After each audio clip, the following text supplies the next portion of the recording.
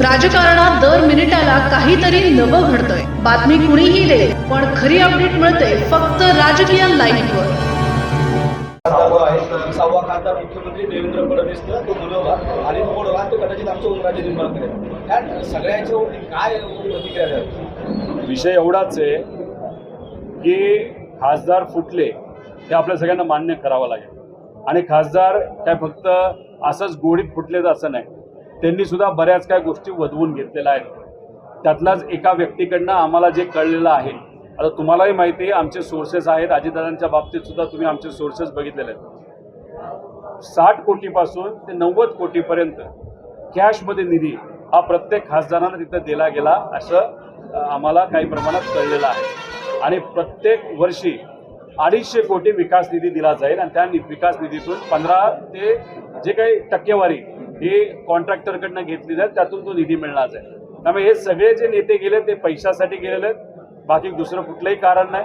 ह्याच्यात दुसरं जर आपण बघितलं तर महाराष्ट्र भाजप आणि केंद्र भाजप याच्यात एक वाद आपल्याला दिसतोय।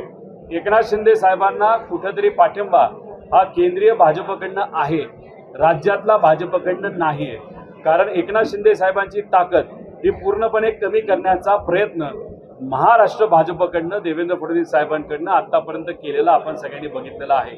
त्यामुळे देवेंद्र फडणवीस साहेबांनी फोन केला नाही केला ते मला माहीत नाही, पण जे समीकरण आपण बघतोय त्याच्यामध्ये पूर्णपणे एकनाथ शिंदे साहेबांनी आर्थिक बळ लावल्यामुळेच हा शेवटचा खासदार तिथं फुटला असावा असं आमचं मत आहे। कारण शेवटी या पवित्र भूमीमध्ये तुळजा आईचं आपण दर्शन घेऊन वर्षभर प्रेरणा असते आपल्या लढायची, आणि त्या आईची शपथ घेऊन जर काही लोक आज फुटत असतील, विचार बदलत असतील, तर हे लोकांना पटणारं नाही।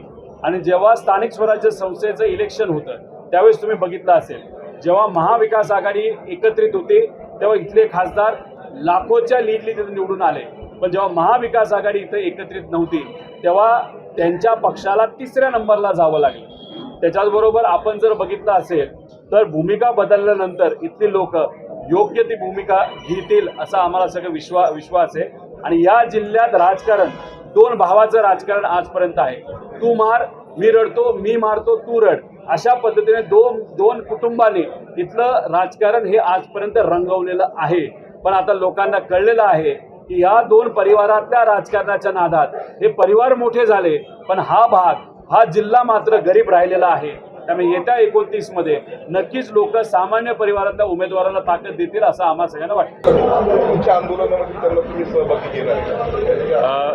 राऊत साहेबांशी आमचं बोलणं झालेलं आहे, काँग्रेसशी पण बोलणं झालेलं आहे। 29 तारखेला उद्धव ठाकरे साहेबांच्या पक्षातून नक्कीच तिथं कुणी ना कुणीतरी येईल। त्यांचाही नियोजित दौरा असल्यामुळे त्यांना तिथं शिर्डीला जायचं आहे 29 तारखेला, पण त्यांचा एक कुठला तरी नेता येईल, काँग्रेसचा नेता येईल, त्यामुळे आमच्यात एकजूट नक्कीच राहील। विरोधी पक्षाच्या बाबतीत लोकांच्या बाजूने लढत असताना अधिवेशनामध्ये कुठेतरी एकजूट कमी वाटते आहे, ती मात्र आमच्या येणाऱ्या काळामध्ये आमचे सर्व नेते एकत्रित बसून ती एकजूट नक्कीच आपल्याला दिसेल। आणि अधिवेशनामध्ये सुद्धा आक्रमक पद्धतीने लोकांची बाजू आम्ही सर्वजण प्रामाणिकपणे तिथं मांडू।